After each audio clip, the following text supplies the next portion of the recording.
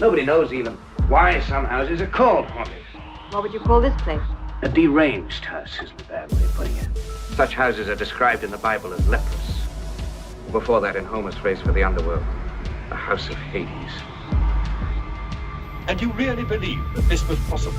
That apes were systematically taken from this planet to another and altered by selective breeding, atomic surgery, methods we can't guess, and return with new faculties instilled in them by intelligence, perhaps something else.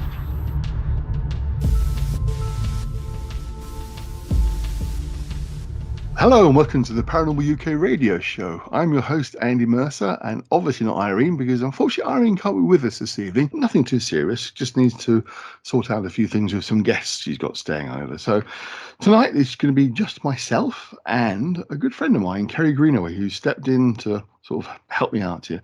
We don't have a very clear, precise plan of what we're going to talk about tonight, but we're both very interested in the psychological side of things as well as the spiritual as well. So we're going to kind of explore what that kind of means, our experiences and how we understand what we experience in terms of the paranormal in the world, that sort of thing. So hopefully you'll find it interesting. And so it's kind of a bit free flowing, so we won't wander off topic completely, and if we do, we apologise, but hopefully you'll find it interesting. In the meantime, before we get started, let me just introduce my co-host and guest, if you like, as well, Kerry Greenaway. Hello, I'm Kerry Greenaway. I think probably people know who you are. You've been on this show yourself as a guest before. And of course, you guys do the Paranormal Concept Show, which I'm sure they've caught at least once or twice, especially if you're listening via the server, because it goes around in a loop. So you'll get their show come up occasionally. So she's going to be a voice you recognise. So before we start, let's sort of just say we're going to try and sort of talk about various topics, as just in the introduction. We're going to talk about sort of perception of spirituality and the paranormal and all that kind of thing, but it's going to be free flowing, isn't it? We're just going to kind of just see what it takes us, aren't we? We're going to chew the cud, as they say. Absolutely. Now, before we started the show this evening, you were talking about the fact you've had some difficult experiences recently and you were seeking more of sort of spiritual advice. So why do you find you've come to this sort of area? Why have you decided you wanted to seek spiritual guidance? I think it was giving me answers for myself that I wasn't getting. I think everything has its place. So like my muggle friends, I call them my muggle friends, my day-to-day friends who sort of like don't delve into the spiritual side, they'll give you one perspective. But I think for me, I always needed to know a little bit more and about how I ticked, or the more relevancy is the hellhound. I do apologise. The relevancy of a why, a purpose. There must be a purpose to this experience that I was going through at the time. So for me, when I hit the spiritual side of it, I kind of first started very woo-woo, like the woo-woo new age stuff. Yeah. But I soon kind of realised that it's not actually anything to do with anything other than self-development. It was more to do with how I processed things, or how I translated the experience for myself. And the importance for me was that I grew through that, and I learned something about myself from that experience. And it's an ever-evolving situation, because you're always coming up with situations that you don't always get right, that hard in life, whether it be a work or a relationship or a family, or there's always something, and it always takes you back to what can I learn from this. So for personally, for me, my spiritual path has really been a lot to do with self-development, as much as a form of feeling that I can have some impact on the world around me. And for me, that's been an integral part of my journey up to date, really. So so $6 million question is, do you feel it's having an impact then on your life? Yeah, because even though I may not be able to change the situation. I can change myself within that situation. So if I'm looking at something that's happened around me and I don't understand why that's happened, if I can get an understanding of my place in that, then it makes me feel, whether or not that's, a placebo or whether or not that's just a fantasy, I don't know, but makes me feel like there's a reason and a purpose to what that experience is. And if I become a stronger person, or I become more evolved in regards to my understanding of myself, then that's a positive thing. And if, there's a lot of ritual, like I say ritual, but like cord cuttings and, like tarot reading, all that's part of that to help me understand that process. And after I've got through it, like a year or two later, when I've moved on from that, and I look back and I think, well, yeah, there was relevance in that for me. When I look back at a time that happened probably about 6 or 7 years ago now, I went through, again, a very intense spiritual processing with shamanic healings and cord cutting ceremonies. And I would do a lot of crystal grid work at the time. I would do a lot of tarot reading at the time, not just like myself, but getting other readers and stuff. And when I look back, there was relevance within what was done because it helped me move on from that experience and that circumstance. And I actually feel that I came off stronger and more empowered off the back of that experience than I would have done necessarily if I hadn't. I think it would have been a longer process. I think I sped it up a little bit because I turned the experience from the why into how can I make this better. And that is it's got to be your driving force. Stuff happens, bad stuff happens to you, but I think the self-responsibility of it is to how can I be better? How can I make this better for myself? And you do that however you need to without resorting to violence, obviously. But some people will go, okay, I need to focus on myself, as in self, like go to the gym and, I don't know, lose a load of weight and get fitter and health. Some people focus it in that way. For me, it's the spiritual. Sure. Well, a couple of really important things you're saying there. First of all, we'd never count out the placebo effect in itself, because there's some research done fairly recently that suggests that this whole idea of you believing what you're doing is having an effect means it has the effect on its own, regardless of what you're actually taking. And I mean, the obvious thing about placebo, we tend to talk about things sort of taking like Smarties rather than real pills for a problem, and the problem goes away. When it comes to more psychological matters, that can be the case because you have a faith and belief that what you're doing is going to work. That's part of it. It's part of positive mental mindset that you believe that is going to work. It does. So, we don't count out the placebo effect in itself because it is about the empowerment of that belief, how that can actually make the changes occur that you're looking for. And also it's an old saying that originally comes from Friedrich Nietzsche, which is basically anything that doesn't kill you, ultimately result in your death, can only make you stronger. And I always add eventually, because not always straight away is that obvious, but ultimately those experiences can strengthen you, but it does depend on how you handle them. I mean, as you know, what I do for a living, so it's often about what people have experienced and how they've experienced it rather than the experience itself that informs them about the world and their life. People have the same kind of experience, but it means something very different to them than it does to person A to person B. But it is how you interpret and what you think that means. So certainly trying to understand, it's often we want to understand why the other person, shall we say, has done what they've done. It's harder because you need the other person there. But sometimes it's more of a question of why is what this person has done, why is that affected me so much? Why? Well, it is about that that's bothering me so much. Can I work on that? Which, of course, you can work on when you understand why someone's done something that's really upsetting you. You don't quite know why that particular person more than somebody else has done it, or why that particular thing itself has been more upsetting than something else you could have done, which might have been equally have the same effect. But the way they've done it particularly has just upset you. So that can also play an important part in and what you can do to understand yourself, why you have your own reaction to a particular thing, regardless almost what that thing might be. Two people could have the same experience and learn something very different from it.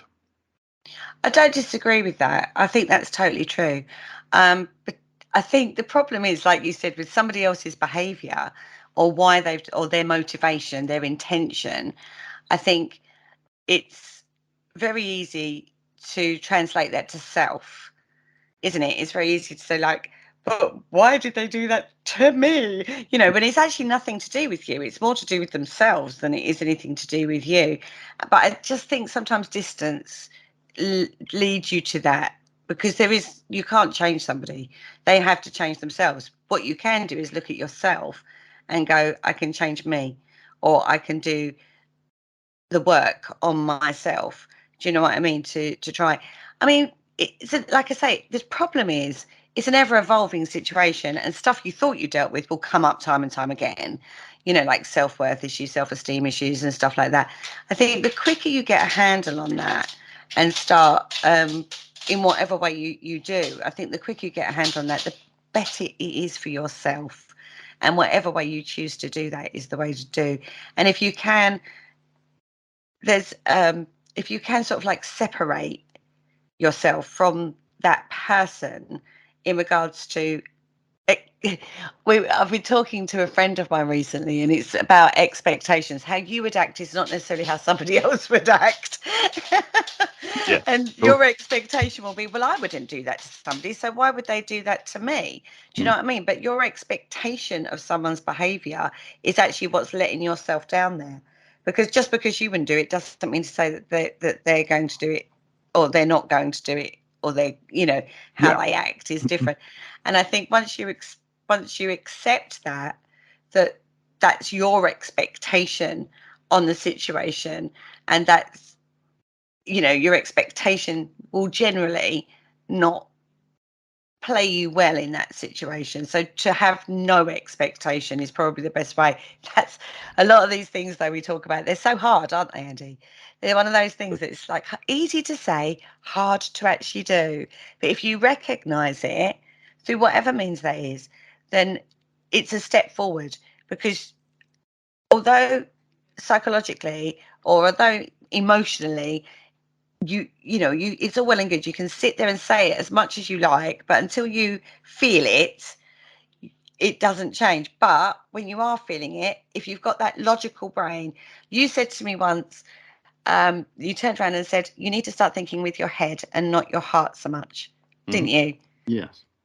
And yes, there should be a balance between the two. But when you're in an emotional overload situation, your heart is running away, and expectations and emotions and feelings and all that crappity crap that goes on is overwhelming. So you need to breathe through that, accept the overwhelm, deal with that overwhelm in whatever way you can possibly. And then slowly the brain starts to click back in and starts to be able to process things in a much calmer, more realistic way.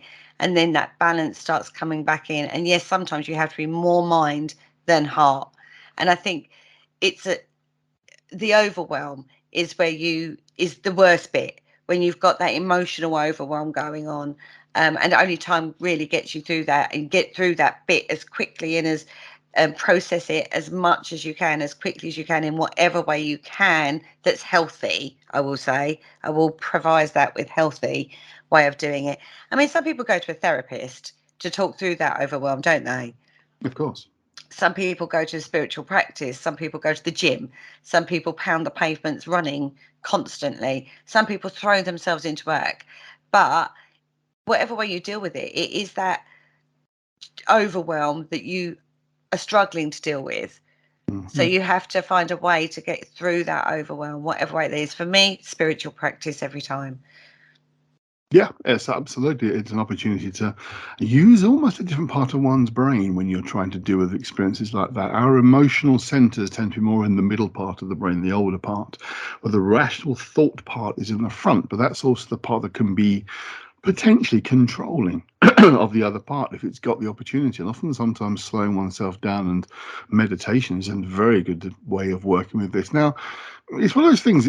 It wouldn't necessarily mean to meditate upon what you've experienced, because that can often just upset you again and set things off. But try and meditate on the moment you're in, the present moment. I mean, it's kind of a very in vogue thing, but those who've followed these kind of practices have known it's been around for a very long time. It's just trying to create what's called metacognition, where you're aware of your feelings rather than being enveloped and overloaded by those same feelings. So, you know, spiritual practices themselves are about that. They're about that trying to sort of adjust one's mindset to the moment rather than being caught up into the things that have just recently happened and allowing that to overwhelm you. So yeah.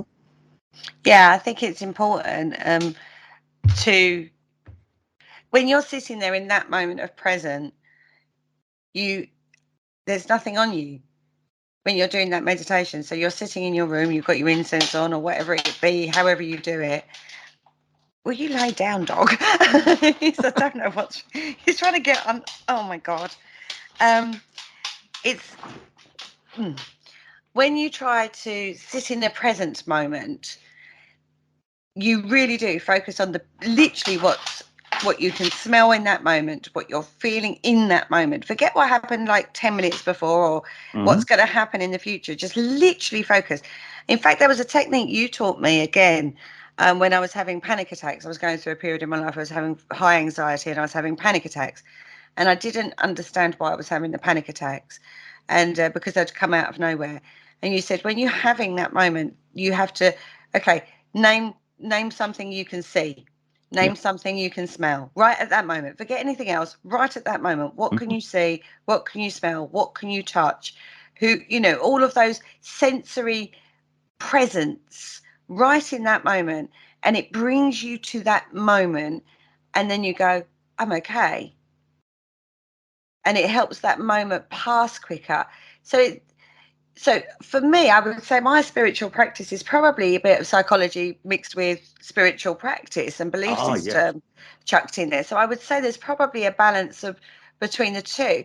I mean, I'm very lucky. I have a really good friend, yourself, this is obviously, and some really amazing girly mates as well that understand me. Do you know what I mean? So like really, long-term friends that know me as well. And they'll sit there and go, Kerry, we know what you're like. You won't be able to do that for that person. So the best thing for you is this. How you take that is up to you. We will sit and talk to you till the cows come home on this. But from an external perspective, looking at you, we know you won't be able to do that long term. You might pretend to yourself you can, but you won't be able to because we know what you're like. And sometimes that external perspective is quite nice to have as well. As I say, it's a very strange world I live in. I kind of sometimes feel like I bridge between like my spiritual practice and the normal world. It's a very weird crossover world that I sort of bridge between the two. But I have a firm understanding of psychology. I can't not having people like you guys around. And I also have a very firm understanding of the spiritual practice too. But it has been conflicted before. But I have a true belief system there. And for me, I've had confirmation in regards to things that have happened that have reinforced my spiritual practice belief system. And that is confirmation bias, you could argue. But for me, it's important that I have that. Well, it's one of those things that term is always an interesting one because that is very often the case when we're looking for something, we can find, evidence for something. But there is always the correlation that begins to occur that overrides that. You think, well, actually, no, this is happening. I am seeing this. It's not just me specifically looking for it. It's there. It's occurring. So whilst I'd say confirmation bias is a natural process, because of the way our minds work, it's never fully focused on a specific individual thing. Our minds do wander around and we do find things thinking about more than one thing at the time. And often we can dismiss a host of things and focus on that one thing. And the host of things might have explained the one thing, or the one thing itself is on its own. And the other things aren't relevant. And yet it's like, no, this is happening. There's something going on here that I'm aware of, that I'm seeing and feeling, experiencing, that it's not fitting. It's something strange is going on, whether it's because I've wished a certain thing to occur and then it's happening.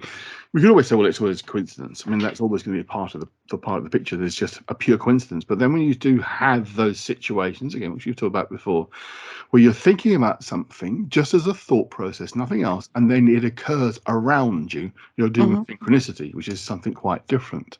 And when you're trying to enable something to occur that you want to happen, and then it begins to happen around you, then there's more going on. It's not just your own mind working. Obviously, as you get through an emotional situation, we all go through certain stages of grieving with anything, even not just death, but relationship failing, for example, is often, as I sometimes say, a relationship dying can be worse than an actual physical death, because if it's a physical death, they've gone, they're out of this world, they no longer exist.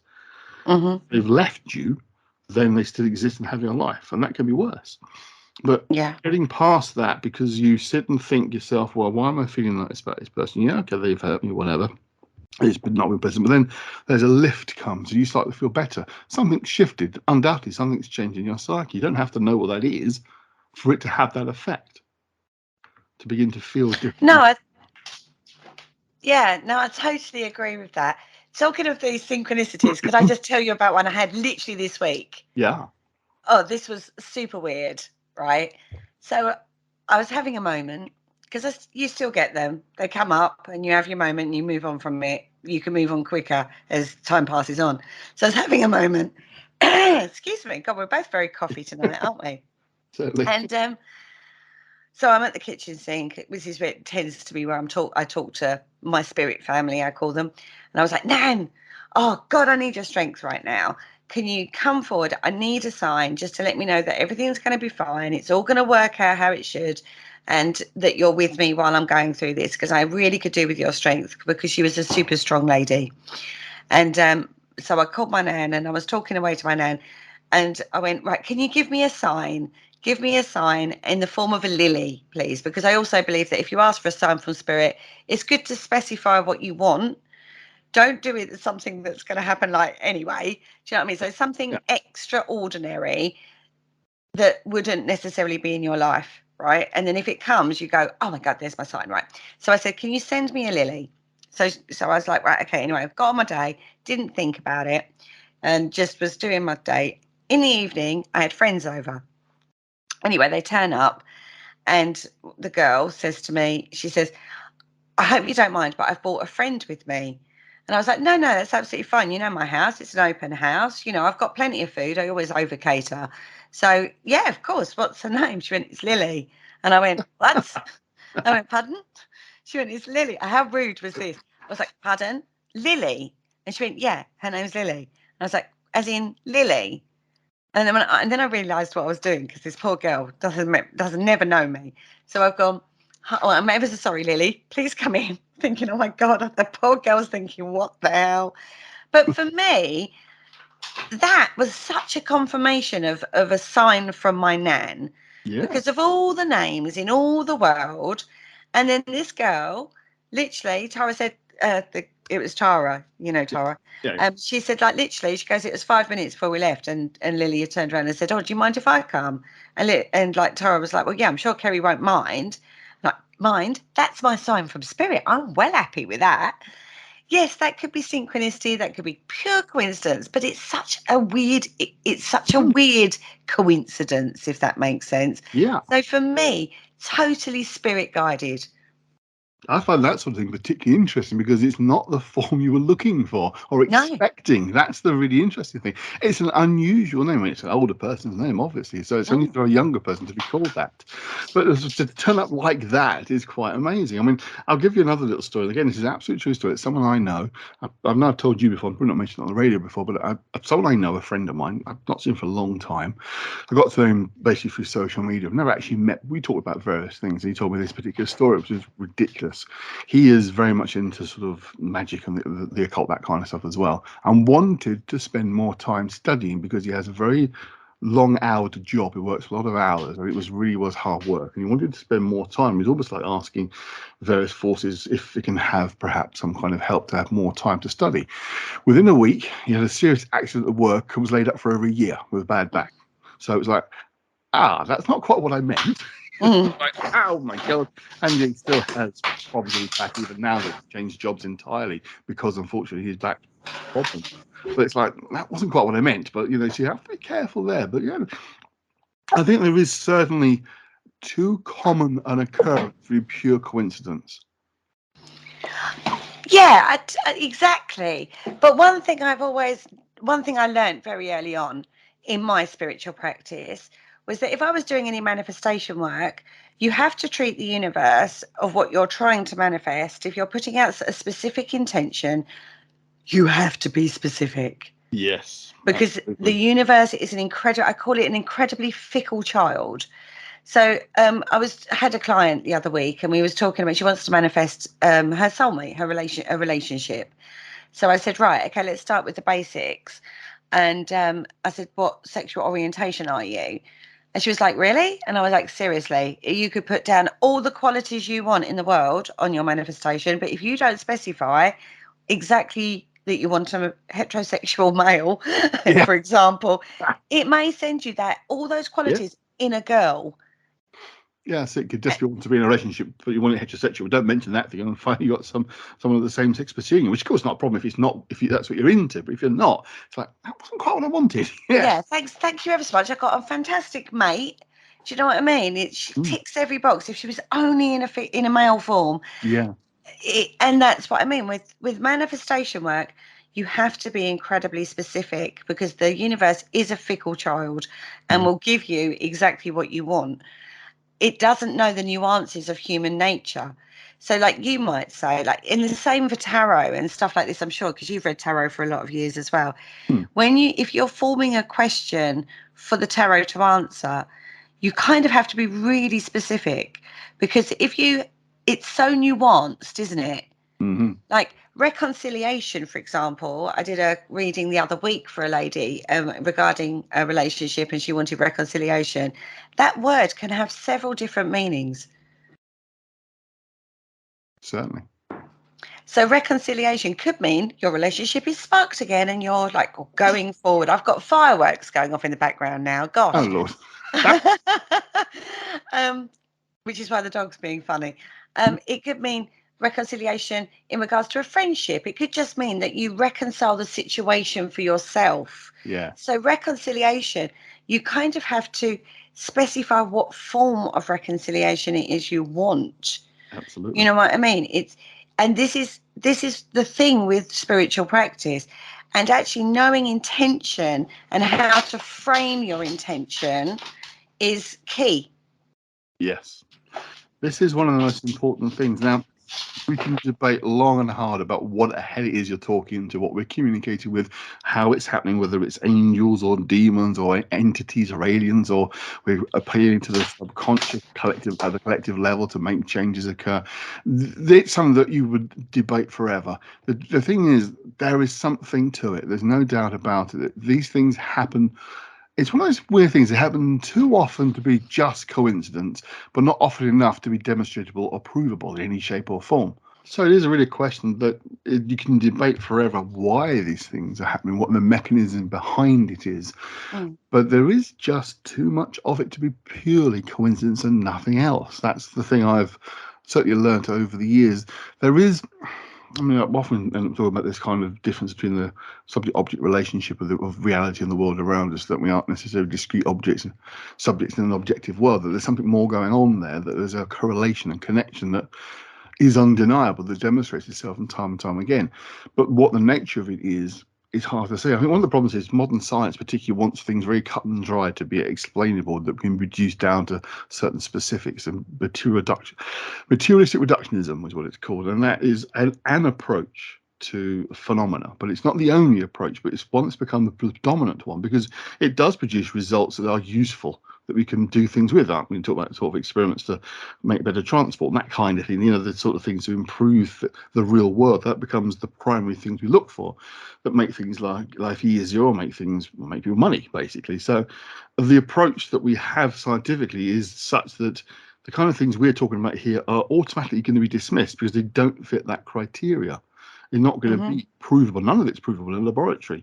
Although we know, and scientifically would say it's just anecdotal evidence you can't prove. but we know that we've seen the Hound of Satan return. Sorry. Anybody who listens to the Paranormal Concept Show knows my dog. He's very unsettled because there are fireworks going off, funnily enough, tonight of all nights. So I do apologise for the tip-tap toes of my dog. Well, there we go. There's another coincidence, another strange coincidence. You're trying to record a show and people are setting fireworks in the middle of August. I know, right?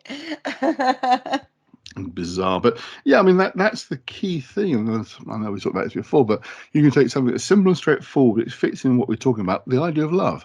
You cannot scientifically prove the existence of love because you can't create experiments that can be replicated with love. You can't take 20 people, 10 men, 10 women, or whatever, stick them in a room and look at their personality types and their history and say, well, those two are going to fall in love. You can prove it scientifically. You can't prove any of it.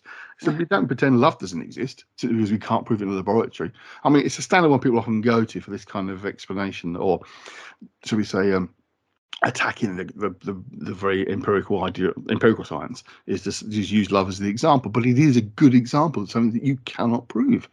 You know, you can't demonstrate accurately how it works, but yet we know it exists because we all experience it at some point or other in our lives. So it is interesting that we are always caught up with this idea of, well, just because it's anecdotal evidence, is that a reason to dismiss it out of hand? And the scientific community will say, yes, you know, because you can't prove it.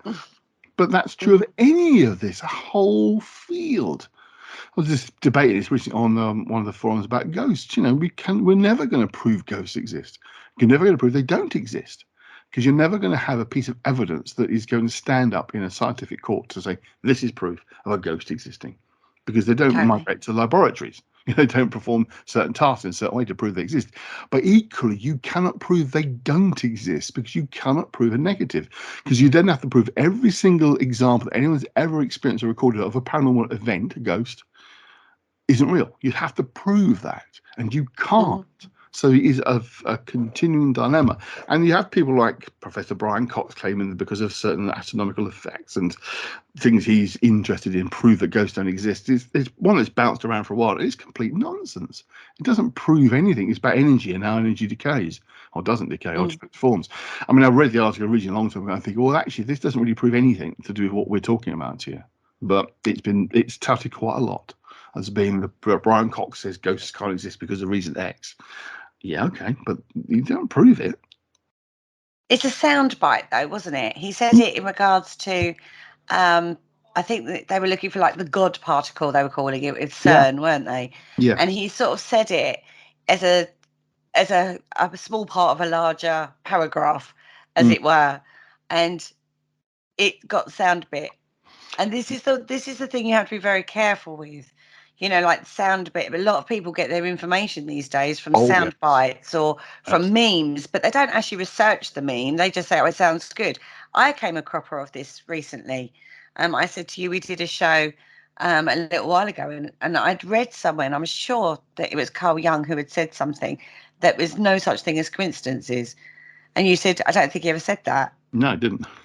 Do you know what I mean? But I'd read that somewhere. Now, I can't sit here and say, well, I've read all of Carl Jung's work and I know for a fact he did, because I haven't.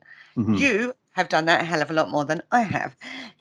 So I have to take your word for that. But obviously I'd read that somewhere, and the person who had written that probably had read that somewhere, and it probably come off a meme or something like that. And then you do have to be very careful in what you say. But I don't know who said that. It wasn't Carl Jung. The only person I know who said it is a guy called Leroy Jethro Gibbs in NCIS on TV, the TV show.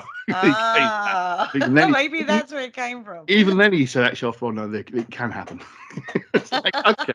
But now, I mean, he obviously, Jung speaks specifically about synchronicity, which is a very specific form of a causal coincidence, which is very specific. And the term is often misused because it is specifically about the idea of a thought process about something occurring in your head alone, and then being a direct correlation occurring outside of you. There is no obvious connection.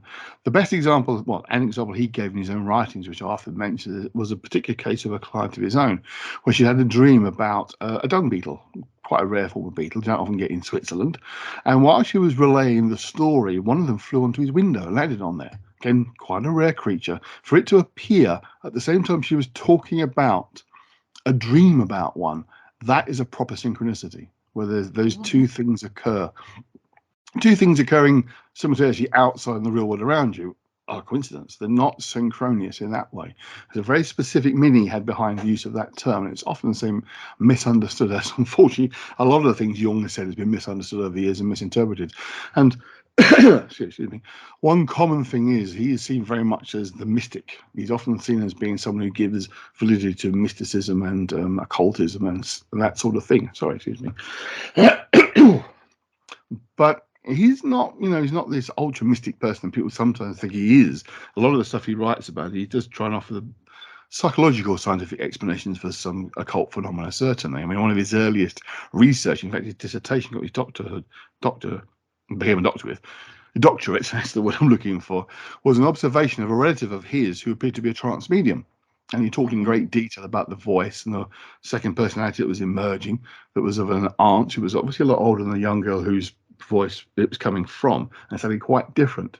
But he then goes on to talk about the psychology behind the girl herself, the personality, and what may be the cause of why she was connecting with this relative and apparently speaking through her. So you read the first part of it, it gives you the impression that he's very much into the idea of spiritual mediums. He's not. It's when you read later you think, actually, no, he's offering a psychological explanation of what he's seeing. But he still says it's a very strange phenomenon, couldn't explain the phenomenon itself, but what he was observing of it. It's one of those, isn't it? It is one of those. Is it? Isn't it? And like you say, science can't prove it. It's personal experience. Whether or not that's a personal experience that you have in regards to spirit, a ghost, or whether or not that's a spiritual personal experience, as long as it's a positive personal experience to you or has an impact on you, then I don't actually feel the need to scientifically explain it. Sorry. I was going to say, it is a phenomenon that we have, that we think that because we can ask a question, there must be an answer. Because you can formulate the question doesn't mean it has an answer. Here's a classic example from philosophy. Does the King of France have a beard? Yes or no? They don't have a king. That's not a yes or no answer, though, is it? Oh, sorry. Think about it. The answer is no, it doesn't exist, but it doesn't give you the full answer to the question. Actually, I completely got that wrong. Let me just make a note of that and I'll redo that because that was completely wrong. Okay, I was like, me and philosophy. Quite what I meant. You know me and philosophy. I was like, oh God, he's going for philosophy. No, it's the statement is that it's just because a statement, just because I can redo it. See, the thing is, just because something can be said doesn't mean to say it is actually meaningful, even though the sentence itself can be meaningful. The King of France has a beard is a meaningful sentence, except there's no King of France, so how can you have a beard? But it's still a meaningful statement. The King of France has a beard. In the words make sense.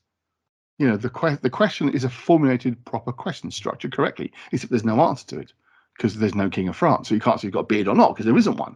You see what I mean? That kind of, because you can formulate the question of something doesn't mean to say it actually has an answer. Classic examples we have to deal with a lot is like, is the love after death? Is that a yes or no question? What is it? If there is one, define what you mean by that. What is it? Do you believe in ghosts? My answer is always, well, define what you mean by a ghost first.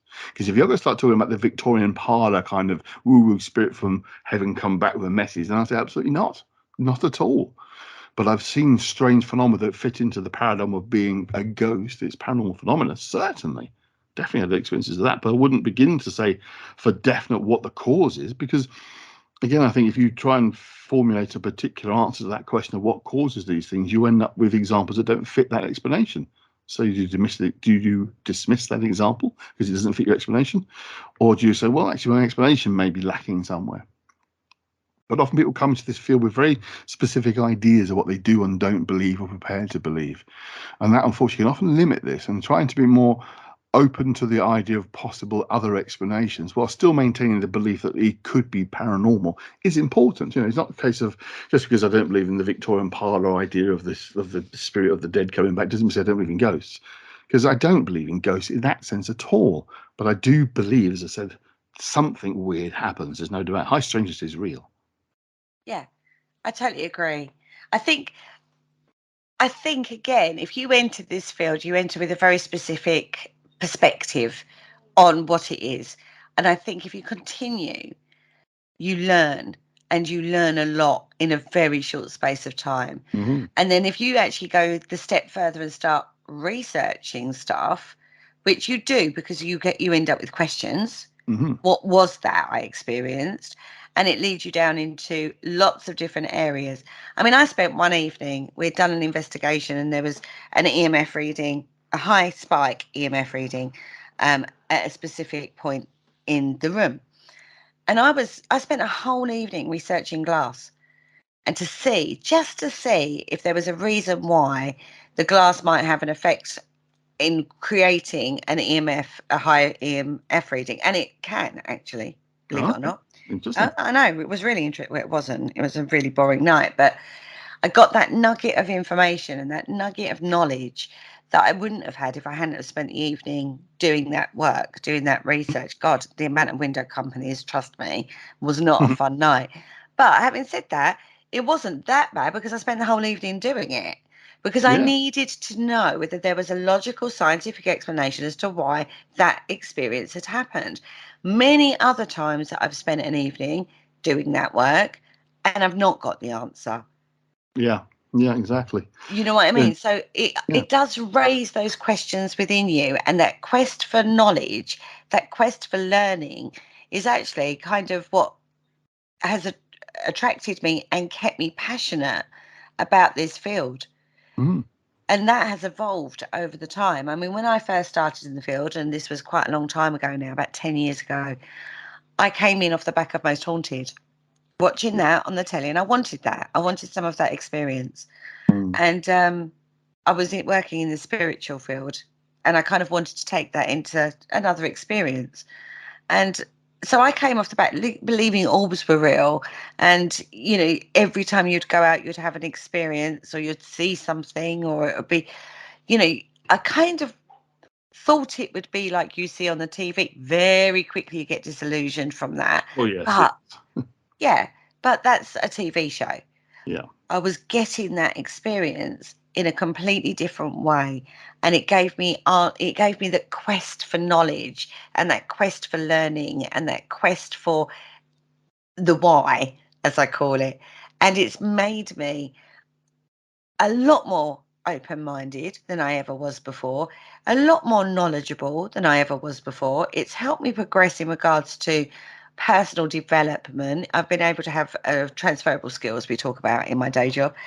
You've got transferable skills. I have lots of those now, off the back of a passion that I started in the field from. And at one point, I became very conflicted in regards to my spiritual belief because of all the debunking and the science and the tech and the this and the that of the paranormal field. But then slowly it's come round in full circle, so I can marry the two together and hopefully have a more healthier balance now. Because when I have an experience like the Lily experience the other day, I can't explain it. I don't want to explain it. I'm going to just take it, because for me, that's my nan giving me a sign, and that's comfort, and it makes me feel supported, and makes me feel like, yes, I'm being listened to, I'm being validated out of that experience. That's what that did for me, regardless of whether or not that was actually scientifically provable. I don't care. I took it for that. Exactly, that's absolutely it. Is what we can take from these experiences that has positively given us a lift. That's what really matters ultimately. Whether you can prove it's real or not doesn't really matter. But it is one of those things that we can look for signs of things around us and we can find them. But when they start to present themselves, we were saying earlier, then you have to think twice. Think, hang on, maybe that is a bit strange. You know, this when you get like 3 occasions, one after the other, that all fit that desire, if you want, that thing you're hoping to achieve. And you think, this is one, maybe twice is interesting, 3 times it is hard to ignore. I mean, I won't go into the details of the story here, but that happened to me, as you know, a couple of years back, a particular issue to be sorted out. And not only did one get sorted out one place, in 3 places within a few months. It's like, no, that's just bizarre. That is just, you know, and then you're waiting for some kind of kick in the face because of what I'd done, and it never has ever come, because in all 3 cases the replacements have been far better than the original. Mhm. really been good. So can't complain. Yeah. Oh, for God's sakes. Again, I apologise for the hellhound. Not a problem. I mean, another example I can mention as well now is that, as you know, I'm intending to be moving relatively soon. Didn't have a particular idea of where we were going to go other than part of the UK. But when we found a particular place, there were so many things about it that fitted not only what we wanted, but also other unexpected extras that we found, including something as simple as walking into a cafe and one of my wives, one of my, How many have you yeah, got? so I wondered, there was up there. One of her favourite songs was playing on the radio when they went in there. There was, for a small town, it actually had potential premises to carry on as a therapist if I wanted to. I'm not going to, but if I did want to, I could have done. It was like, what were the chances? The small village that has a bus that goes to and from London. What were the chances? You know, you would never expect to find a small town like that to have a direct bus route to London. Most other towns around don't, but that one does. It's like there's just too many things happening here that to say it's only coincidence that this is the right place for us to be. It really is one of those things. It's all like the universe, as you like to say, they've decided that this is right. And conversely, a few things going on in my immediate neighbourhood have made me think, no, this really is time to move. It's not the place it was before. There's things happening. Get no details, but you think, yeah, it's not the right place anymore. And I'm glad we are moving. So then it's like almost like you're being not only pulled to one place, you're being pushed away from where you are. Now you could say these are all coincidences, all cognitive biases, all coincidences, all because you're looking. And I would say, well, yeah, no, I can't prove it isn't, but it's just too much of it for me to say that it's just coincidence. Yeah. And I think that's it. I truly believe there are signposts in life. Mm-hmm. I do truly believe there are signposts in life at times. And, you know, if it's for you at this moment in time, this is a big signpost. Yeah. You know what I mean? This is a big tick in the box, tick in the box, tick in the box. And when you get a lot of ticks in boxes, that's kind of like, that's a positive signpost for me. Yeah. You shouldn't ignore them. I mean, you can still choose to do what you like with the information you've gained, but Yeah. if it's something you're looking to achieve or thinking about doing, and there's a little something around that suggests that maybe this is the right thing to do, don't question it, because people will do. Then we go back to said before, they're going to try and find explanations, whatever it might be, saying, "Well, God is pointing the way for me." Well, maybe, probably not, but maybe, because sometimes you look, it's like God's on your side. That means God, who's especially the God of everybody, is against somebody else. If he's on your side, he must be against somebody else. It doesn't quite make sense to me. So the only either the universe or court forces or whatever you like is driving those things, making them happen. Ultimately, it doesn't particularly matter, I think. If it's happening and you are aware of it, accept it. Yeah, totally. And whatever title you put on it, I mean, I think that's the other thing to be aware of, because somebody with a religious belief, I always laugh because they go, God, you've brought God into it. To me, that's just a different form of spiritual practice. Regardless of what you title that, you're going into a place, you're in front of an altar, you're setting out an intention to an entity, whatever the entity is that you're choosing, and you're performing a ritual effectively by singing hymns and getting into the zone and Absolutely. tuning into your spirituality or your relationship with your God, whether that be a Christian God or a Islamic or a Buddhist or whatever whatever it is. Your spiritual practice is religious in regards of conformity of getting yourself into a mindset, putting your intention out there, showing gratitude towards these, because that's another really important facet of this, is the things that do happen that are good. Show your gratitude to the universe, because the universe will respond to, oh God, that made her feel good, so I'm going to give her more of that. Whereas if you're focusing on the negative all the time, it's going to be like, oh well, she's liking the negative, so I'm going to keep giving her some of that. I truly believe that. So it's changing your mindset away from negativity into positivity. You'll start seeing that reflected in the world around you. And yes, okay, so a psychologist would go, well, that's just positive mental thinking, positive mental well-being. But it's true. It has an effect out there. It has an effect on your outlook, your perspective, and the stuff that starts happening to you. Absolutely. And it really does work. For me, it works. Whether or not you do it under a Christian God, or, as I say, whatever way you do it, bring gratitude in, even in your darkest, and I know there are some situations out there you just don't feel that there's any positive out there at all about it. Even if it's the cup of coffee you had in the morning, I'm really grateful for that cup of coffee I had this morning. You know what I mean? Show that gratitude out there. Sometimes even the most negative, awful experiences, the benefit is that you survived them. Yeah. That's what we're thinking about. At least it might have been horrendous. I have survived this. That's given me some strength of realizing I can get through something if it's terribly awful and you think you're not going to get through it, but you do. You know, again, with my work, often people come and say they've had a terrible time, they don't know how they're getting through this. And my response is, but you are. Yeah. You're doing it. There is a strength, a reserve there. But interesting, you mentioned in just a moment, an interesting little fact for you, talking about prayer and that kind of thing. Did you know there's only one thing that all four major world religions share in common? Only one thing. I'm going to say them what the four major, I mean, Christianity, Islam, Buddhism, and Hinduism. There's only one thing all four of them have. Which is? Beads. Catholics got a rosary. The Orthodox have a version of the beads.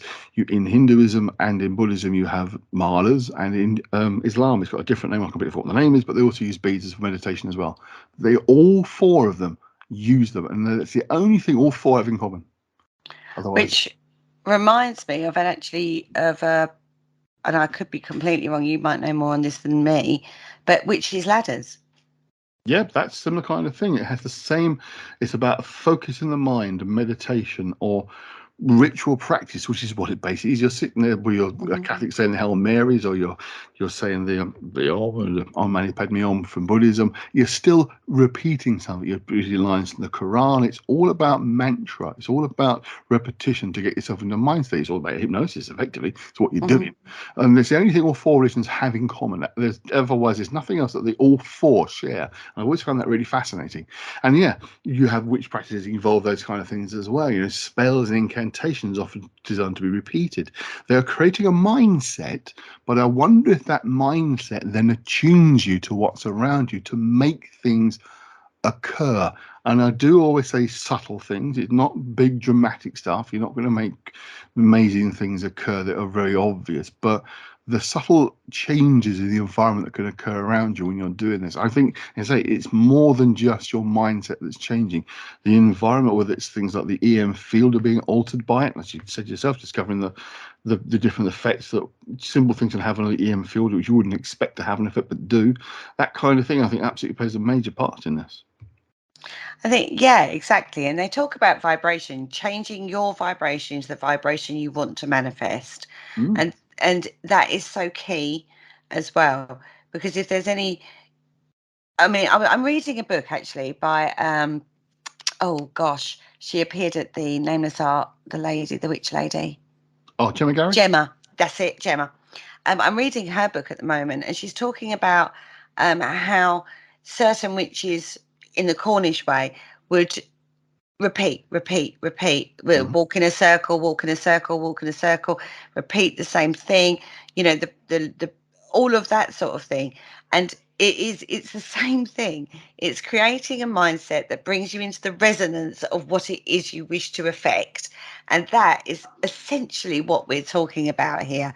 Yeah. Now, I would like to just, before, you know, we go any further, sometimes you have to go through the process. If bad stuff's happening, you have to go through that really crap bit before you can come out the other side and start utilizing these practices that make them work. When you're really overwhelmed, trying to meditate is one of the hardest things in the world, isn't it, Andy?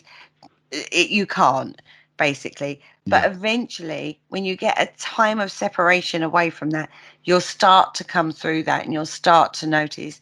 But the intention to start and do and sit in that moment, even if it's for 2 minutes, you'll find that that will extend. So this isn't something that happens overnight, and you're not going to be able to woo away, if you want to class it as that, the situation that's surrounding you, the bad crap that's happening and overwhelm that's around you. But by setting out an intention to start that process will help you through that.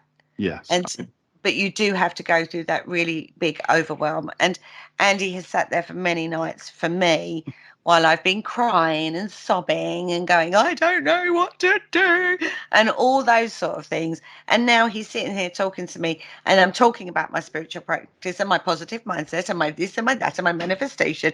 Mhm. And that process has been over, what, a 3-month period? Yes. But it is also, just going back to one thing you said that I think is quite important to mention, mantra. Very important stuff. Yeah. If you can't meditate, because sometimes your brain just doesn't want to do that, the repetition of a mantra, and it can be anything you like. You don't have to be some kind of classic Buddhist text or the Hail Mary or whatever you just practice you go for. It can be anything. It can be like, I feel pretty good today. I feel really good today. Repeat, keep over and over again. You will have a positive effect upon yourself because you start focusing more on what you're actually saying, and rather than the crap that's going around you. And the beads are always useful because it's a way of, the idea is you're counting with the beads as you're saying these things to say you've done it enough times, but you can just keep going through round and round again, just passing bead through your fingers each time you're saying whatever mantra you've decided for yourself. It really does make a difference, even the most difficult situations where you're really getting stressed out and anxious about something, because you're changing your mindset, you change that thought process that's going on under the surface of whatever you're dealing with. It's like, because things, as you know, I said before, things affect you because they connect and resonate with something you believe about yourself already. So if someone's really awful to you, at some level, if that's an effect, it's because somehow you think maybe they're telling the truth or maybe they're being honest about you and you don't like that thought. It's stuff you've learned and picked up from experiences in the past. Doesn't mean to say it's true, but if it resonates, you think, oh, it's horrible. Turn it around positive. Try and think of it in a different way. Think of yourself changing your mindset to change how you're going to view the world. And come back to what I said before, I think if you really change your view of the world around you starts to reflect that change. Things start to feel different, whether it's just because you're looking at them differently or you really are manifesting a change. Who knows? There is, I believe, evidence to suggest you do cause real change to occur actually around you with this kind of practice and effect. It is really causing an effect around you. But there are many who say, well, prove it. You can't. That's anecdotal. Don't believe it. Nonsense. You can't demonstrate it, but there is just too much of it, I think, for it to be just imagination only. But it's for everyone to decide for themselves based on their own real experiences. I think one of the problems is, again, you get this with general things like ghost hunting and the like, is that if you don't believe at all and you're having a paranormal experience, it won't change your perspective because you don't believe. It's almost like you can not experience something. I mean, there have been times when I've been on events where several people in a group are having that experience. They know it's real, they're seeing it, but one person who's in the group who doesn't believe isn't seeing it, not experiencing it. And it's like, but you're there with us. Yeah, but I didn't see anything. Now, I don't think they're just being facetious. I think they genuinely are not connected with that experience. For them, it's not real. It's not occurring. And I find that quite fascinating that people have that kind of experience, but they do. Literally, I mean, an example, again, I did talk about this in the last show, so I don't want to go too long, but there'd be a Woodchester mansion on the first floor during a dry thunderstorm, just thunder and lightning, no rain. And people at the front of the group were jumping every time there was a lightning flash because there were figures. They could see them standing in the corridor at the other end. There was no one there. It wasn't people in the group. It was just figures. And one guy who'd been at the front, who'd been there with his wife and told me at the start, he didn't believe anything. He said he saw them, but he doesn't believe it's real. Still didn't believe it. He said, I know what I saw, but I don't believe in ghosts. That wasn't real. But I was seeing them. And had occasions with things like table tipping. Now, you can say whether it's real or not, and you can feel the table appears to vibrate. Now, again, I don't know if it's genuine or not, but if it's vibrating, you feel it. One guy in a particular investigation said, I can't feel anything. And yet the others are like, how can you not feel that? I said, no, I don't feel it. He said, I genuinely don't feel anything. I'm not lying. I don't feel it. And I was like, it's interesting because, I could feel the movement. There was something going on there. Now, I do know about the human pulse and the signals for the body can give the impression something's moving when it's not. But it felt like it was gently rocking. It wasn't that we'd made it rock. Or even if we had made it rock, he was absolutely adamant he wasn't feeling it. And that's the interesting thing. People see stuff and experience stuff, but the person next to them doesn't see it. But they are genuinely saying, no, I didn't see that. I'm sorry, I didn't see it. It's very odd. Yeah. But then having said that, look at that on a daily basis. We get people, I work in a shop during the day, as you know, and we could spend hours putting up loads and loads of signage about a promotion, and they get to the till, and there's these signs are brightly coloured, they're designed for people to notice them, Yeah. and it'll be cheaper. And they'll go, oh, it's cheaper. You go, yeah, got the deal on. Did you not see the posters I spent 4 hours putting up yesterday? Oh, yeah. You know what I mean? But they're in a world of their own half the time, people. Even if they go out on a paranormal investigation, Yeah. people blinker themselves into, I'm not, I don't know, they just blinker themselves. And that's very common. And because they don't want to, they don't. Yeah.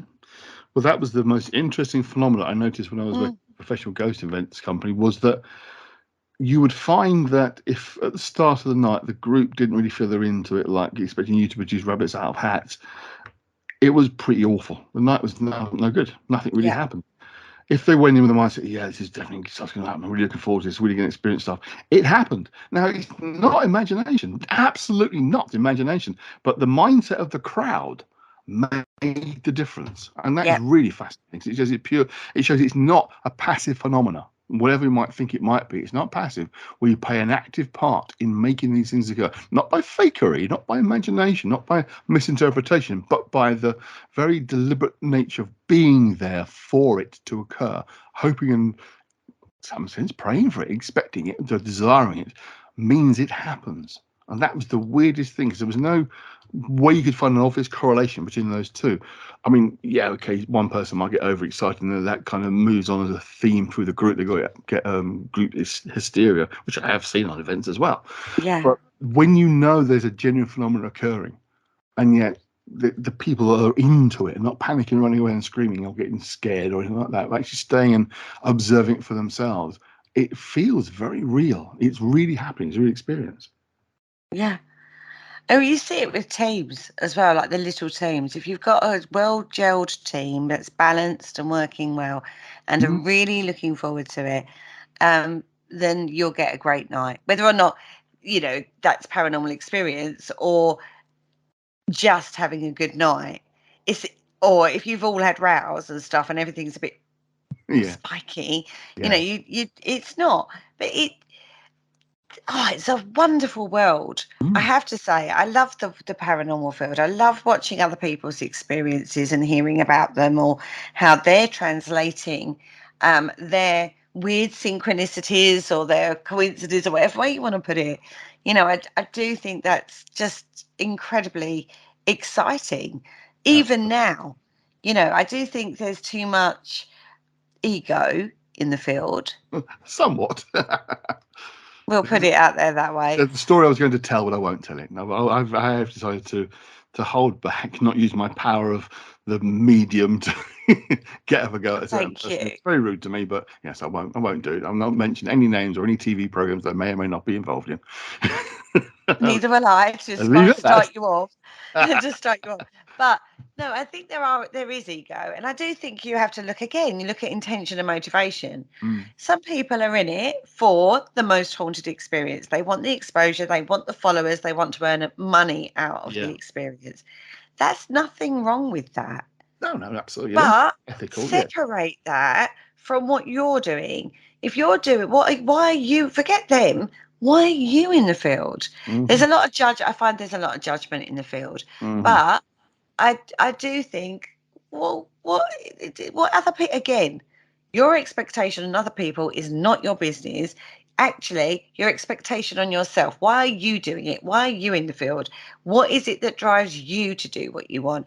I don't really care what Tom, Dick or Harry does down the road or does on that TV program. If I've enjoyed it, I've enjoyed it. If I don't watch it. I just don't look at it. Yeah. If I find them, dramatic or getting involved in stuff they don't want to, I ain't got time for that. I'm there for me, for my progression, my knowledge, my passion, my interest. And if I've got great friends, which I do, I'm very lucky. I've met some amazing people along the way, and I've had some great times with those people, and will do in the future. And God, that's a human experience I can't take away from myself. Absolutely. And that's what you've got to look at.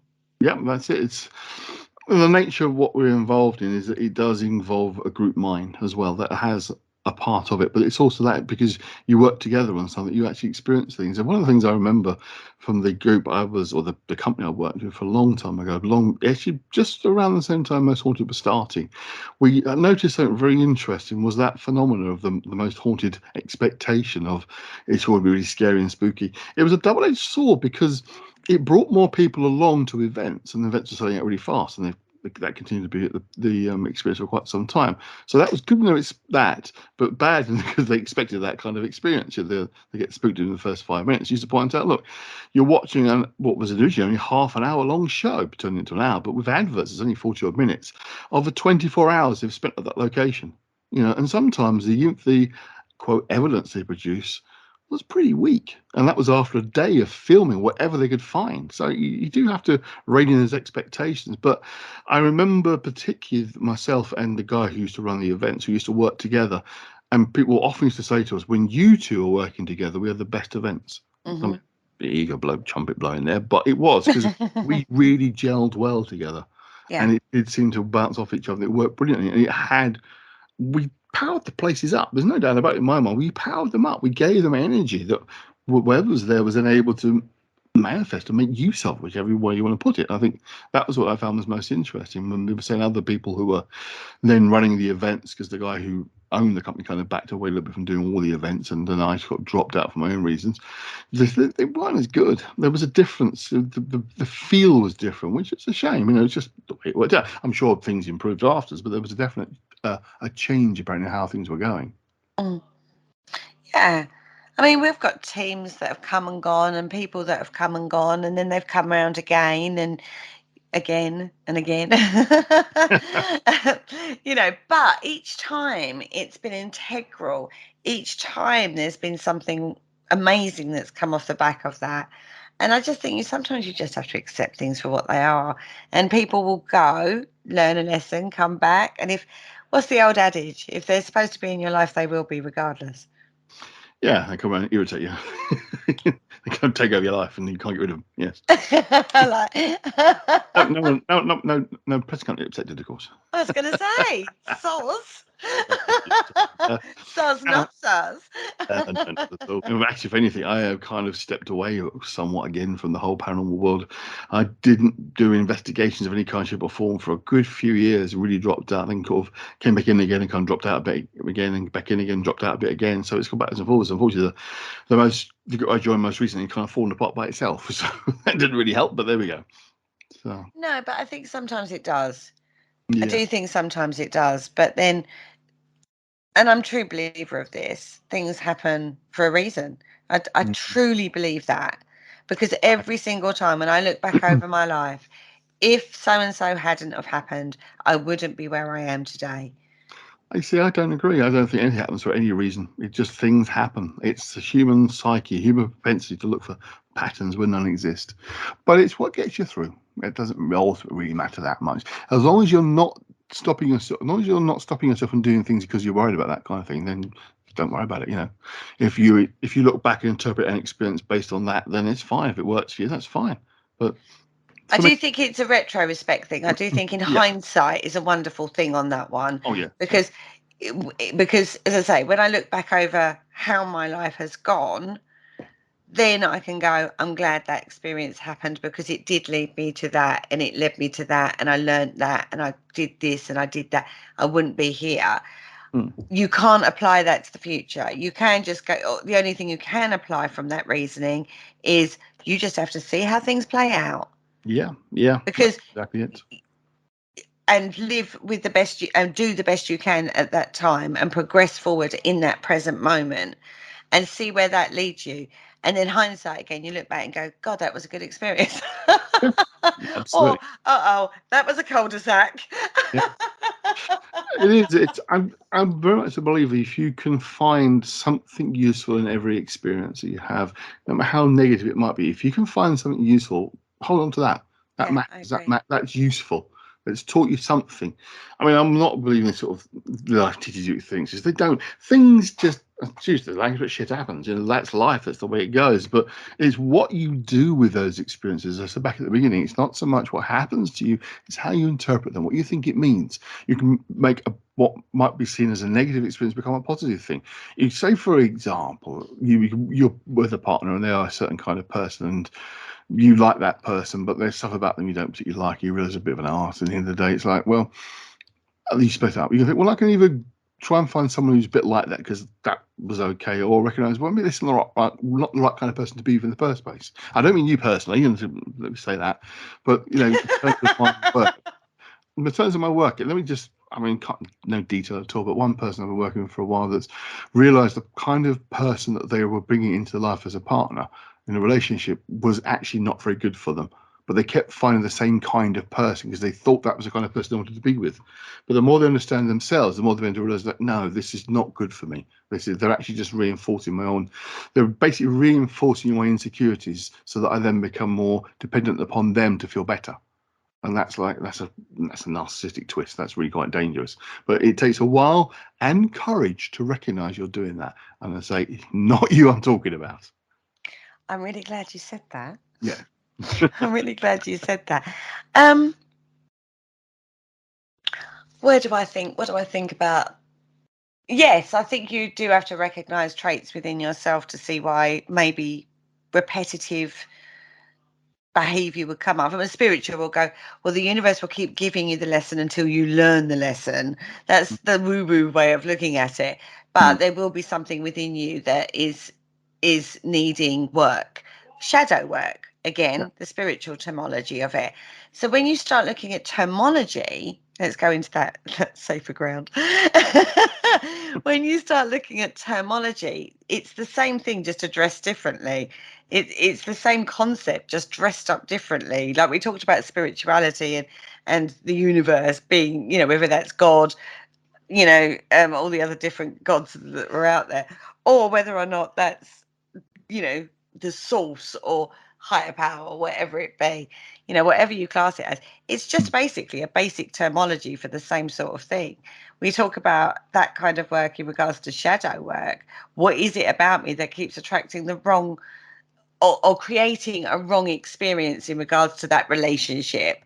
So there must be something that I personally need to work on to recognize what it is and why it's so detrimental to me and why I am gravitating towards that. Sometimes you need help. I will say that.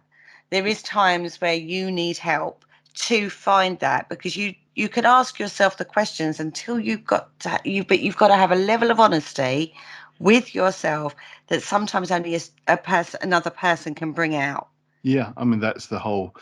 You kind of hit on the nail on the head already of why therapy exists at all, because there are things you can't do yourself. Mm-hmm. You might know your own mindset and thought processes, but it's one of those interesting things. It's how we understand our experiences and what we think they mean. One of the things you mentioned earlier on, which I think was quite important to go back to a second, was the notion that we expect others, and we all do it, expect others to see the world the same way we do, and I'm often surprised and flummoxed when they don't. And that can often be the cause of conflict. And I think it's true with the paranormal stuff as well, because you can demonstrably show somebody an experience or describe to them your experience and wonder why they still say, no, I don't believe you. It's like, well, do you think I'm a liar? No, I know you will, but I don't believe it happened that way. I've said this time. Yeah, I totally agree. Because you end up going around in circles. Well, I was, but the personal experience happened at that moment. So when you view it, you're viewing it from your personal experience at that moment. Yeah. They're not. No. And that's the shift. There's the difference. Yeah. So you can sit there and look at somebody else's footage, which you do quite a lot for the cryptic files. Yeah. And yes, you can go, I can't explain that. That's weird. Right? So you put it out there. Another person will not accept that whatsoever. Yeah. Or we'll be able to come up with an explanation. Great. If you can come up with an explanation, fantastic. We learn from that. Yeah. I've always, every single episode, all 44 that I did, never one point have said, this is paranormal. Never said it. I always say it's up to you. You decide for yourself what you think. This is what I've seen. I eliminate ones that I think are definitely fake. I eliminate ones that I can see an explanation for, apart from a couple of times when I've done so much work in the video, I think, oh damn, I can see they've done that, but I've done Yeah. too much. I'll put it in, and I'll leave a hint in the description of my commentary that maybe there's a reason for that. All the ones I've shown at the time, I couldn't find explanation for. Some of them I have since discovered explanations for, and one which I won't say it is, I have found that the guy is actually faking stuff, and it's like Right. really annoying because his stuff is really good. But there's a lot of evidence to suggest now he is actually faking, which is a real shame because he comes across as very genuine. But another YouTube channel is a channel, I must admit, but he showed in great detail examples of where this guy is certainly faking some of it. It doesn't prove all of it, of course, but some of it is deliberate. It's like, oh damn it! It's a funny old thing. It's you go back to the days of Madame Blavatsky and the Theosophical Society in the 1800s. You know, she definitely could cause strange phenomena to occur around her. Definitely, there was good examples, but there are other times when she faked it because it was expected to occur, so she made it occur. So does that mean everything she ever did or created or made to appear was fake? It's hard to argue. People would always jump on that and say, well, if they've faked something once, it's always going to be fake. Another really good example is the Enfield haunting, the Enfield poltergeists. You know, there is evidence there that even the police, serving police officers, observed bizarre phenomena occurring in that house. Yet, though, because we know that one of the girls definitely did fake some of it, then it must all be fake. The thing is, there's a book written, I can't remember who wrote the book, but it's the transcripts of the Enfield haunting. Now, I looked into the Enfield haunting quite a lot and read Guy Leon Playfair's book and, you know, read varying articles and documentaries and whatnot about it. But then the transcripts book came out. Now, that twisted my perception on it totally. Interesting. It really did. And I thought, I think a lot more was faked than they originally said. Oh, okay. In all honesty, I'm not saying all of it was. Oh, yeah, I do yeah. think No, there was weird phenomena happening, but I think when you start reading the transcripts, bearing in mind, it is also put out there that they're old tapes. Some of it's very incoherent. They've transcribed as much as they possibly could. Yeah. Which were the old reel-to-reel recordings. Right. Yeah. That Guy Leon Playfair was doing at the time. So particularly when things were happening, it's sometimes very difficult because you've got a lot of people talking at the same time because things are happening. They go, oh my God. And, you know, it's a bit of a like confusion. Plus the deterioration of those tapes has to be taken into account, which is put at the beginning of the book. But everything they could transcribe, they have. And when you read that, it kind of puts a different slant on it.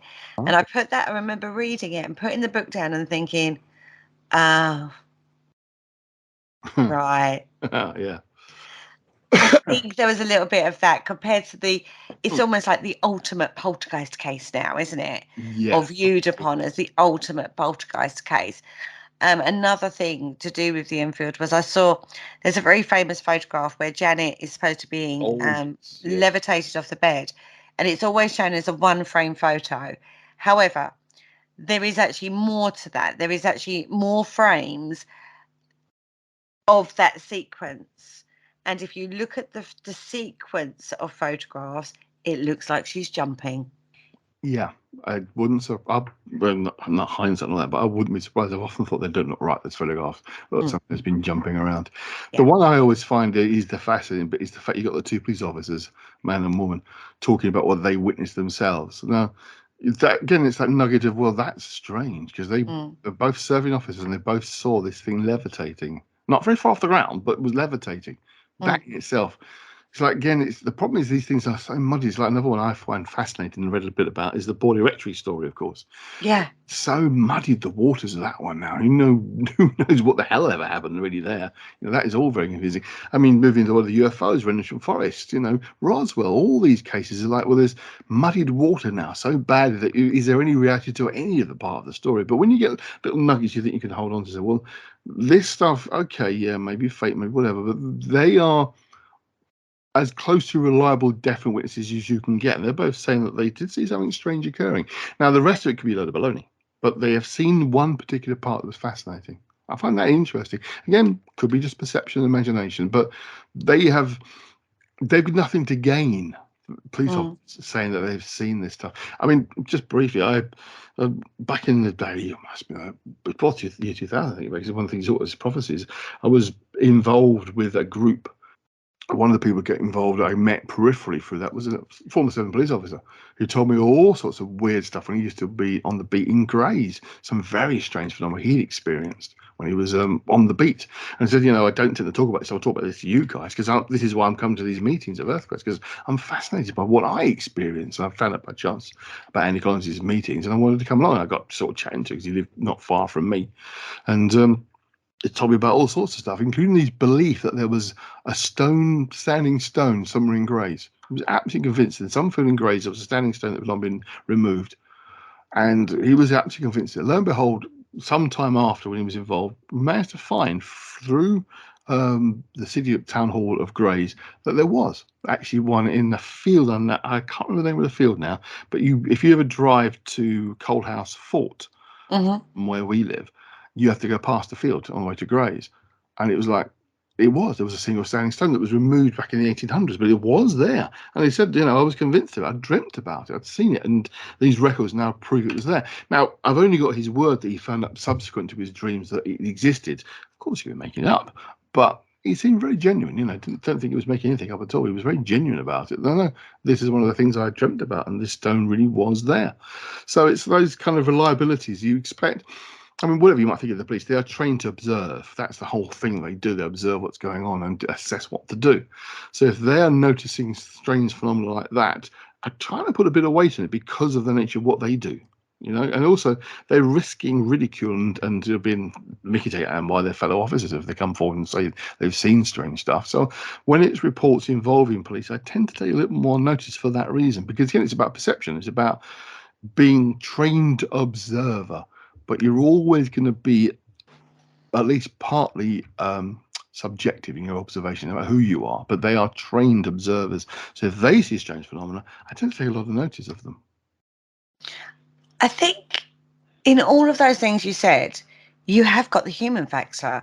And it comes down to, do you believe the person or not? Yeah. Do you believe them or not? And yes, we talk about muddying the waters. Yes, a lot of the famous cases that you mentioned and we've talked about, there is a lot of muddying of the waters and time, and we can't go back and talk to the people ourselves. Or I think something strange has happened, something really strange. But in all of those circumstances, but within all of those strange occurrences, you've got the human factor. And humans are very complex, perception twisted mental gymnastic creatures that you do have to take into account. So when you listen to an account or read a story or read if you're looking at a case, you do have to take that into account and read it just for what it is and not put your twist on it. So you have to be very mentally aware when you're putting your twist on it as well. And sometimes it is one of those, isn't it? You do. Like when I've researched East Drive, we went back to Colin Wilson's Alpha account and then went through historical references and, also all different avenues, trying to find an explanation. But unless you've got the chance to talk with the people that actually witnessed it and were part of it, all we've got is basically a third, fourth-hand account. Yeah, absolutely. Of that particular case. Now, I have no doubt Colin Wilson reported it exactly as he got told it. Yeah. What's interesting in that case is the initial first section, because it was in two sections. The first section of the case was quite detailed in regards to timeline. You could work out a timeline. In the second section, it was more anecdotal. Do you remember that time when? Rather than that. And there you go, right? There's your two sections of poltergeist activity happening. The first one, they can almost pinpoint day to day what was going on. The second one, they couldn't. Is it because it wasn't that bad? Is it because they have just made anecdotal, something strange happen, so they put a whole different spin on it? Don't know. But you do have to keep these psychological things in perspective of the experience that someone's telling you. Police officers and and military and people like that are trained to interview people, trained to be observant. They're trained in ways that the normal person isn't. So you kind of have to be very believing of them. Generally, there are rogues. Oh, I have to say there are rogues in that environment. yeah. But the way they talk about it will be very matter of fact. I had a dream. The dream was this. I researched it. There was a standing stone. I've got proof that that standing stone was there. All I can say is it came from a dream. Yeah.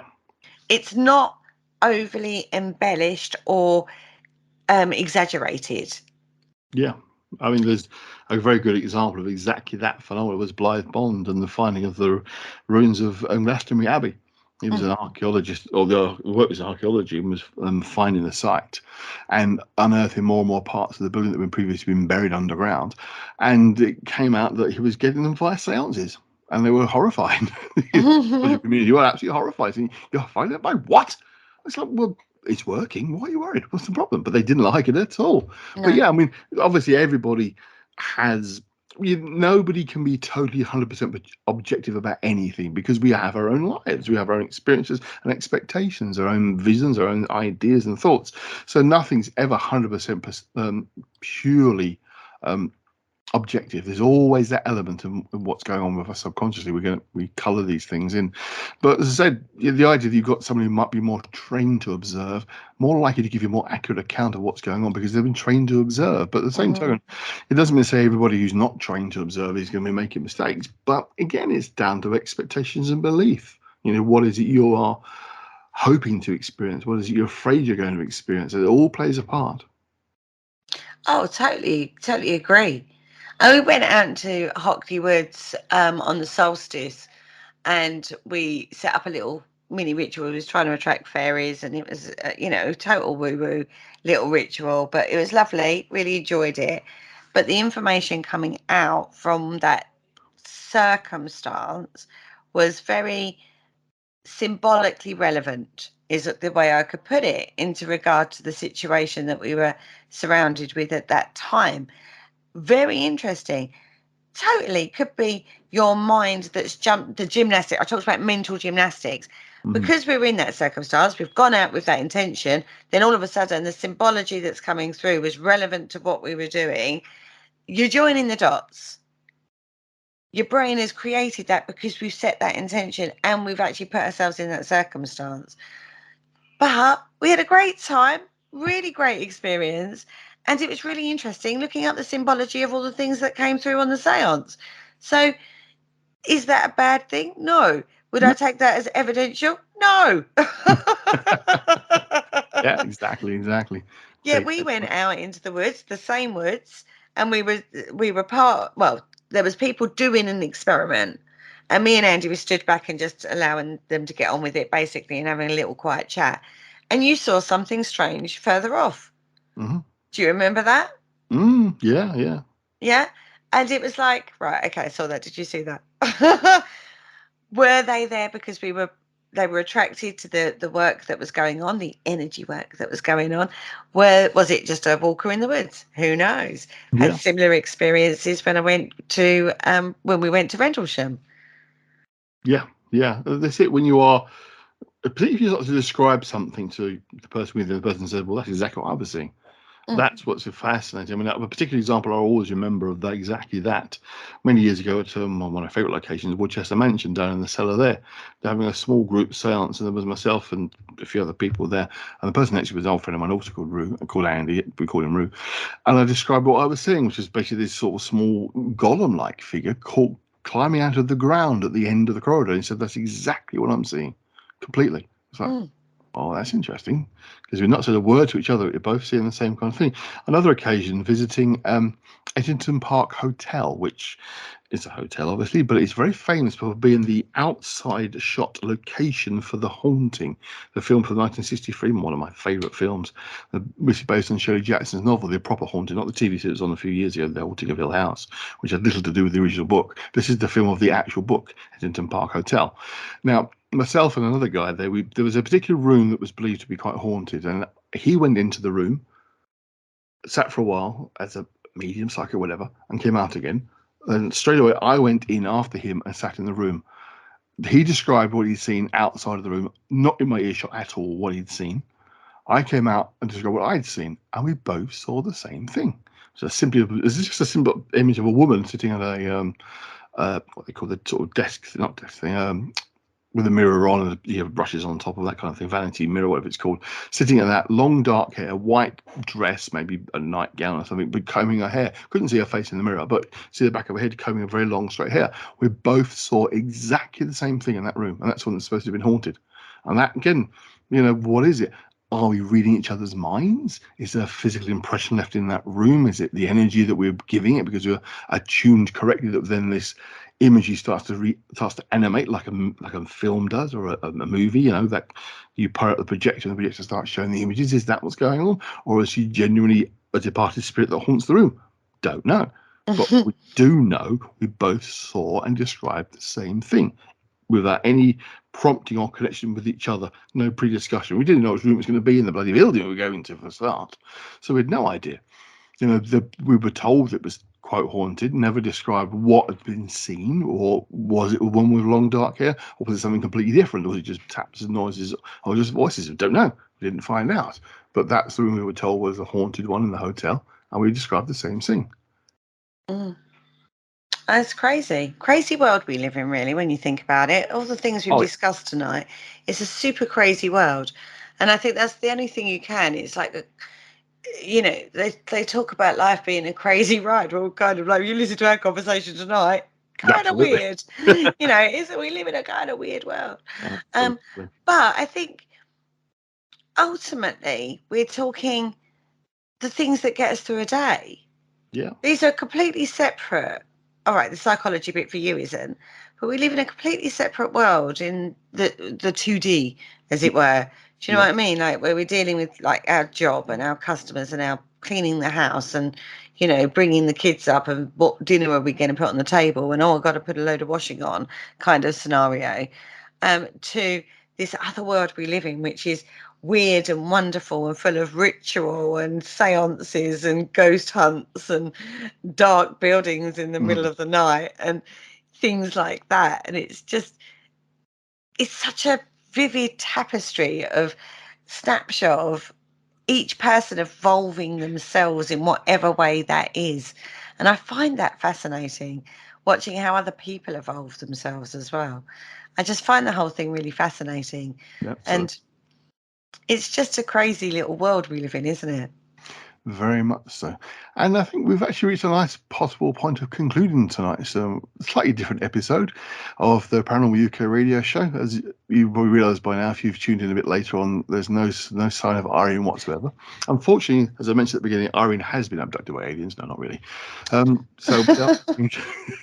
So I'm just going to wrap it up for tonight, and just want to thank Kerry Greenaway, my sort of standing guest, come co-host, come discussion panel person, round table, whatever you want to call this, a little chat we've been talking about various aspects of the paranormal. But I think we've kind of really talked about the whole idea of perception and reality and how we see these things and what we as people bring to these experiences in terms of our interpretations, that what we experience and see is mostly explainable, sometimes definitely paranormal, but that doesn't mean to say we have any answer or explanations of what they actually are, and how we interpret those experiences, what they mean to us, whether it's magical stuff, we're talking about sort of occult rituals and witchcraft, etc., or more general kind of paranormal experience of ghosts and that sort of phenomena.